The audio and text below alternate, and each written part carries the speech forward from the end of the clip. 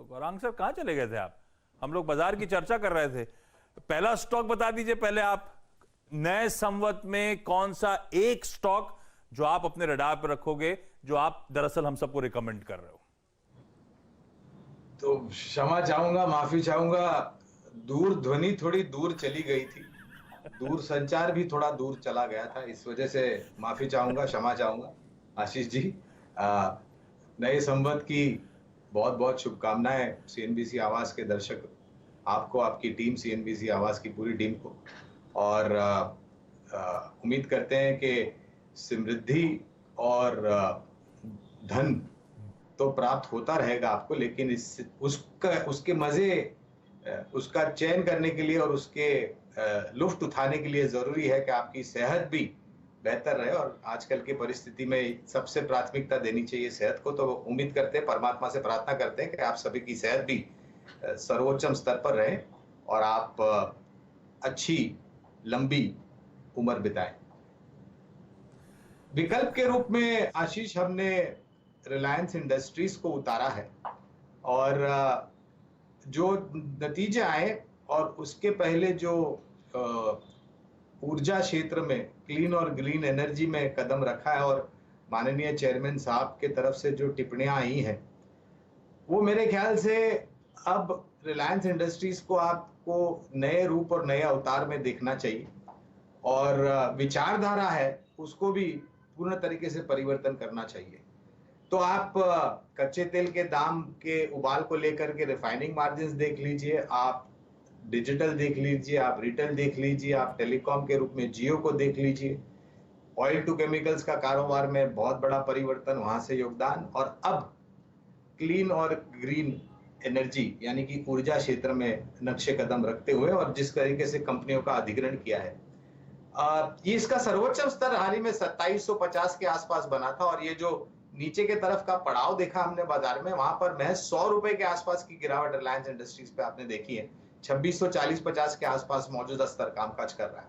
तो एक बहुत ही साधारण सा लक्ष्य अगर आप हमें पूछे तो 3000 का रखा है और अगर इन सब नए युग के कारोबार को लेकर के योगदान बेहतरीन तरीके से बैलेंस शीट पर आता हुआ दिखाई दिया, जो कि हमें पूरी उम्मीदें दिखाई देगा, तो हम इस लक्ष्यांक को ऊपर की तरफ लेके जाएंगे। तो रिलायंस इंडस्ट्रीज 3000 के लक्ष्य के लिए।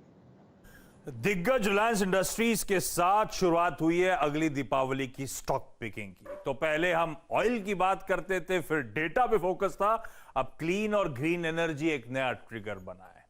इस स्टॉक को रखिएगा रडार पे। गौरांग सर के जो डिस्क्लोजर्स हैं वो आपकी स्क्रीन पर आ जाएंगे। हमारी तरफ से डिस्क्लेमर भी दे दीजिए भाई, रिलायंस इंडस्ट्रीज का, वो भी स्क्रीन पर आ जाएगा। इस चैनल का स्वामित्व और प्रबंधन रिलायंस इंडस्ट्रीज के पास है, ये ध्यान रखिएगा।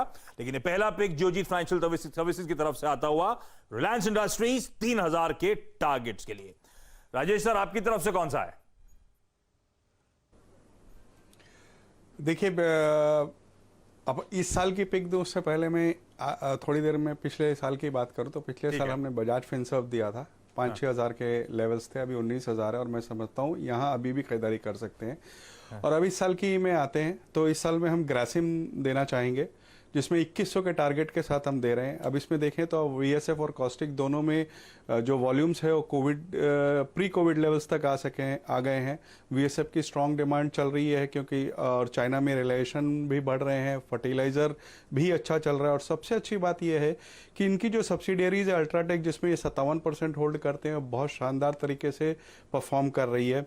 उसके अलावा ये एबीसीएल जो एबी कैपिटल है उसमें 54%, 11.5% वोडाफोन में, 10% एबी फैशन में और 4% हिंडाल्को में होल्ड करती है। तो ये सारी कंपनियां अच्छी चल रही है और इसके कारण से इनके वैल्यूएशन पे और भी फर्क पड़ेगा। जो कैपेसिटी एडिशन वीएसएफ में हो रहा है वो नेक्स्ट ईयर तक कंप्लीट हो जाएगा। और डेकोरेटिव पेंट्स में ये जा रहे हैं जिसकी इन्होंने अनाउंसमेंट कर दी है, वो भी एक बहुत बड़ा पॉजिटिव है। इन सब चीज़ों के मद्देनज़र हमें लगता है कि ये स्टॉक कम से कम 2100 रुपए के टारगेट आने वाले दिनों में अचीव कर सकते हैं और जैसे जैसे नंबर्स बेहतर होते जाएंगे टारगेट्स रिवाइव हो जाएंगे। बट इस वक्त 2100 के टारगेट के साथ इसमें खरीदारी की सलाह दे रहे हैं। ग्रासिम इंडस्ट्रीज रखिए रडार पे। तो पिछले साल की वो बेहतरीन बजाज फिनसर्व के पिक के लिए हम सब की तरफ से तहे दिल से राजेश जी धन्यवाद। और इस बार की जो पिक है वो ग्रासिम 2100 के टारगेट्स के लिए, इसको भी नोट डाउन। मैं रैप अप कर दूंगा सारे जो स्टॉक्स हैं, सारे जो टारगेट्स हैं बाद में रिविजिट जब करूंगा। अब मैं जा रहा हूं हेमांग सर के पास। और हेमांग सर, मोतीलाल ओसवाल पे आप लोगों की सबसे प्रिफर्ड बेट, बाजार जिस जगह खड़ा है उसको देखते हुए अगले 1 साल में सेफ और बढ़िया पैसा कौन सा स्टॉक बना सकता है सर? पिक है वो उसकी टैगलाइन काफी इंटरेस्टिंग है और अभी दिवाली भी आ रही है तो डेफिनेटली काफी इंटरेस्टिंग लगेगा। खूब जमेगा रंग जब मिल बैठेंगे 3 यार। तो वाह। मैकडोवेल है मेरी पिक, 1005 का उसका टारगेट प्राइस है। और क्योंकि अभी हम देख रहे हैं कि नॉर्मल सी वापस आ रही है आशीष जी, और दिवाली भी है, क्रिसमस भी है, काफी सारी पार्टीज होंगी, काफी सारे गेट टुगेदर होंगे, तो जो स्पिरिट और अल्कोहल का जो बिजनेस है उसमें काफी अच्छा एक ग्रोथ देखने को मिल सकता है। दूसरा एक इंटरेस्टिंग ट्रेंड ये भी देखा था कि जो होम कंजम्पशन है उसमें बियर के मुकाबले लोग स्पिरिट ज्यादा पसंद करते हैं। तो नया मैनेजमेंट है, प्रीमियम एंड अबोव कैटेगरी में काफी अच्छे सुझाव, इनोवेशन, स्ट्रेटजीज में बदलाव किए हैं जिसकी इम्पैक्ट देख रहे हैं।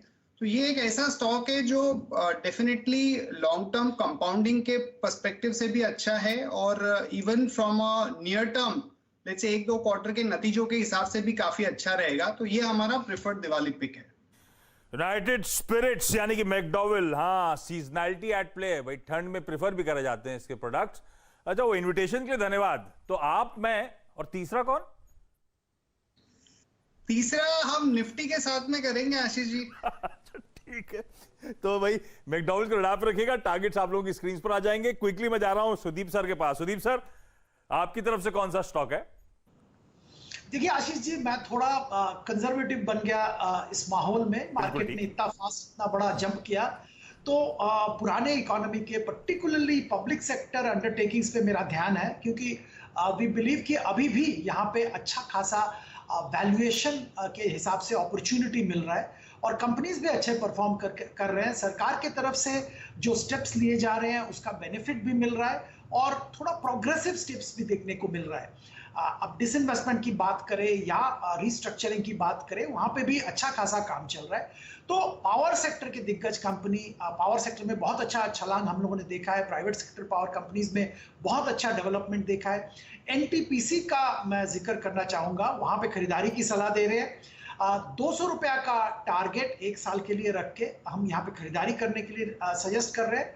सबसे बड़ी बात है, ये इंडिया का सबसे बड़ा पावर कैपेसिटी इनके पास है। 17% ऑफ पावर कैपेसिटी इनके पास है और जनरेशन के मामले में अगर देखें तो 23% जनरेशन ये एनटीपीसी करता है।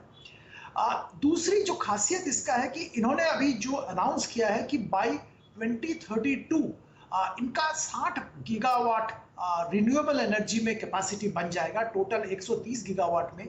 और ये जो कैपेसिटी है ये एक सेपरेट सब्सिडियरी में आ रहा है। सारे जो रिन्यूएबल है सब सब्सिडियरी में मूव कर रहा है।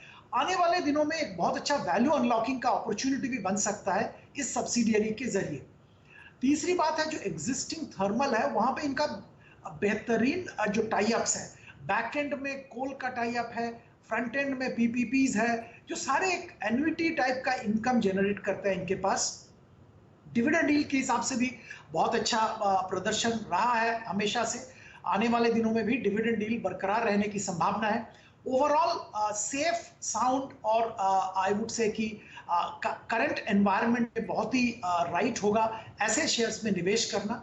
तो यहाँ पे बेझिझक निवेश कर सकते हैं और पीयर कंपैरिजन अगर करें तब तो साफ आता है कि बहुत ही अट्रैक्टिव है in compare to other power producers and power distributors. तो बढ़िया कंजर्वेटिव बेट। और ये संवत पिछला जो निकला उसमें कईयों को सरप्राइज करा था पावर स्टॉक्स की, सालों बाद इतनी बढ़िया, इतने अच्छे मोमेंटम वाली रैली ने। और इस नए संवत में भी आप एनटीपीसी के थ्रू उस पावर की रैली को राइड कर सकते हैं। एक बढ़िया पिक, फंडामेंटली स्ट्रॉन्ग कंपनी। इस नोट पर कोई छोटा सा ब्रेक के उस पार आशीष सर और पार्थिव की आनी है बढ़िया वाली पिक्स। तो छोटे से ब्रेक के बाद 2 और बेहतरीन दिवाली पिक्स आपके लिए लेकर आऊंगा और फिर